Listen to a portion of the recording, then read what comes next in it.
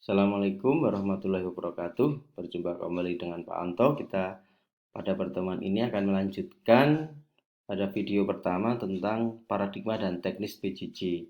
Kita sudah sampai ke peran guru. Jadi pertanyaannya adalah, apa sih peran guru sebenarnya dalam PJJ ini? Apakah menyampaikan materi atau memfasilitasi aktivitas belajar siswa?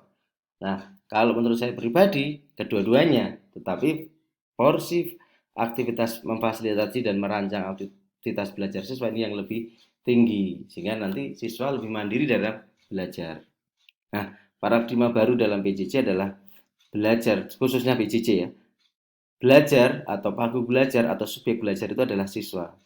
Sehingga siswalah yang belajar, yang menjadi sentral kegiatan pembelajaran ada siswa. Sedangkan guru itu adalah tugasnya merancang pembelajaran dan memfasilitasi kegiatan pembelajaran.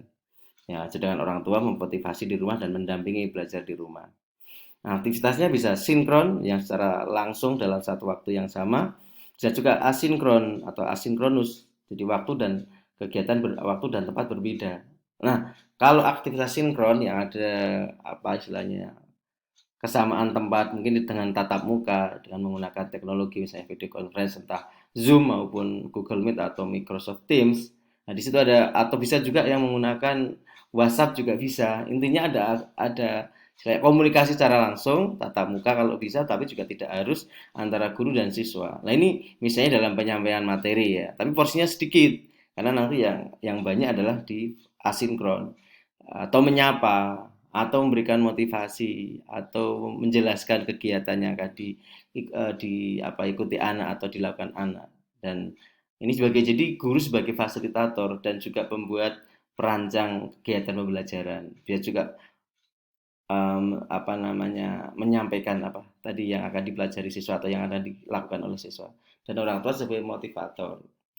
Nah, kemudian asinkron di sini siswa porsinya yang lebih banyak. Jadi siswa ini belajar mandiri mengikuti kegiatan atau panduan kegiatan yang sudah disampaikan atau dirancang oleh guru. Nah, misalnya menggunakan worksheet, misalnya di situ ada project, ada pengamatan, ada wawancara, ada problem solving, ada inquiry, ada discovery, macam-macam metode atau teknisnya. Ya. Kemudian penyampaian materi sendiri itu ya bisa sinkron apa istilahnya langsung dengan tatap muka tadi, bisa juga diwakilkan oleh menggunakan video, menggunakan modul, menggunakan buku, menggunakan ya teks tadi buku, modul dan lain-lain, visual, misalnya gambar, video, audio, bahkan bisa animasi, bisa simulasi atau games. Jadi banyak cara untuk penyampaian materi. Tetapi porsinya itu lebih sedikit daripada porsi kegiatan atau aktivitas anak. Nah, kemudian peran guru yang lain yang secara runtut ya.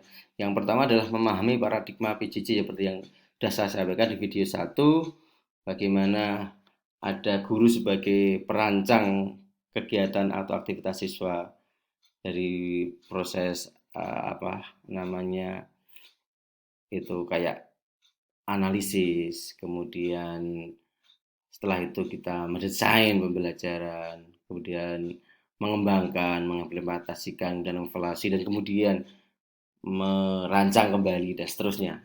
Itu harus dipahami. Kemudian mengubah mindset bahwa pengelolaan pembelajaran tatap muka ke maya itu tidak serta-merta mengubah dari tatap muka ke maya, tetapi di situ ada penyesuaian-penyesuaian.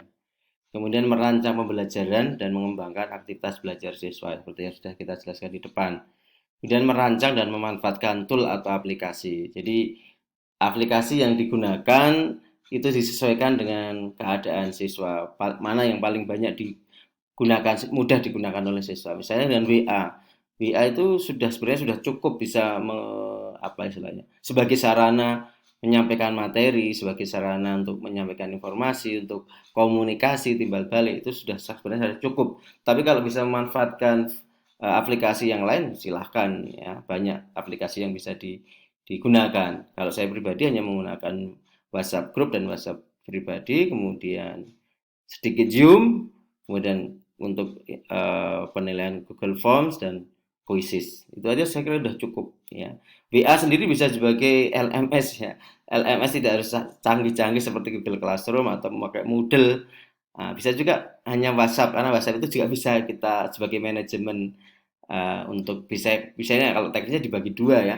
WhatsApp untuk penyampaian materi sendiri yang itu tidak ada komunikasi sehingga hanya dari guru ke orang tua atau siswa. Kemudian ada satunya WhatsApp untuk diskusi, untuk tanya jawab, untuk pembahasan, untuk komunikasi sehingga materi tidak tertumpuk oleh obrolan atau diskusi. Nah, itu misalnya seperti itu teknisnya. Kemudian peran guru yang berikutnya adalah menyusun dan mengembangkan evaluasi pembelajaran dengan PJJ. Juga tidak harus selalu pakai online, bisa juga sesuai keadaan. Misalnya tadi seperti bersama paket pembelajaran yang diambil hari Sabtu atau Senin, nanti anak mengerjakan di rumah. Loh, kalau gimana kalau nanti mencontek itu kalau diberi soal yang istilahnya anak berpikir maka tidak bisa mencontek misalnya seperti itu. Sehingga tidak ada turunannya, tidak ada. Iya harus memang anak harus berpikir misalnya. Atau ya harus kerjasama dengan orang tua kalau memang itu istilahnya pilihan ganda atau mungkin isian atau isei ya. Tapi yang kita anjurkan untuk penilaian online maupun penilaian apa namanya yang di kertas yang dibawa pulang memang lebih baik ke KIC. Jadi mengembangkan daya kritis anak, mengembangkan analisis anak, mengembangkan kemampuan problem solving. Yang itu lebih mencerminkan kemampuan anak dan tidak bisa mencontek memang anak berpikir ya. Dan kita harus percaya pada orang tua itu mendampingi, memotivasi anak supaya bekerja secara mandiri walaupun bisa saja dibantu orang tua tetapi dalam batas-batas bukan membantu mengerjakan tapi membantu motivasi dan mengarahkan seperti itu. Nah, nanti kemudian kita ke peran orang tua. Di sini peran orang tua juga sangat penting dalam PJJ. Bahkan keberhasilan PJJ ini selain faktor rancangan kegiatan guru, juga kemandirian anak juga peran dari orang tua untuk mendampingi dan memotivasi. Jadi orang tua harus dilibatkan secara aktif terutama dalam penentuan model PJJ, apa yang digunakan dan pendampingan saat siswa melakukan aktivitas belajar di rumah. Karena tadi seperti yang kita sampaikan di video satu maupun di sebelumnya bahwa kegiatan yang dilakukan selama PJJ itu harus disesuaikan dengan sumber daya yang ada di orang tua dan anak, kemudian juga lingkungan anak dan kemampuan anak. Kemudian sekolah dan guru itu harus bekerja sama membangun komunikasi yang intens dan efektif untuk menyamakan persepsi. Jangan sampai perbedaan orang tua dan anak karena tidak ada komunikasi sehingga apa yang diinginkan orang tua dan anak berbeda yang disampaikan oleh guru atau sekolah. Kemudian peran orang tua yaitu memahami adanya kemitraan sekolah dan orang tua dalam proses pendidikan. Untuk mensukseskan proses pendidikan harus orang tua dan sekolah harus kerjasama dan guru harus kerjasama sehingga saling melengkapi, mendampingi anak belajar di rumah. Jadi apalagi untuk anak SD, anak di bawah SD apalagi ya kalau tanpa pendampingan orang tua maka kemungkinan anak sulit untuk memahami fokus dan lain-lain. Tetap harus dalam pendampingan. Bagaimana waktunya ya harus dibuat fleksibel. Kalau orang tua bekerja dari pagi sampai siang atau sore ya, misalnya pagi sebelum orang tua bekerja atau setelah orang tua bekerja atau di tengah hari itu eh, anak bisa mengerjakan yang bisa dikerjakan dulu, aktivitas yang dikerjakan dulu. Kalau yang tidak bisa harus didampingi orang tua bisa dilakukan di pagi hari atau di sore hari, misalnya seperti itu. Kemudian komunikasi antara guru dengan sekolah atau jadi komunikasi antara orang tua dengan guru dan sekolah. Sehingga kalau ada kendala, ada masukan, itu bisa segera dikomunikasikan. Ya, terima kasih. Kita sudah belajar merancang maksudnya paradigma dan teknis PJJ, khususnya peran guru dalam merancang kegiatan pembelajaran, kemudian kemandirian siswa dalam melakukan aktivitas belajar, dan peran orang tua untuk memotivasi dan mendampingi belajar. Semoga bermanfaat. Kalau ada saran atau kritik bisa ditulis di komentar. Terima kasih. Assalamualaikum warahmatullahi wabarakatuh.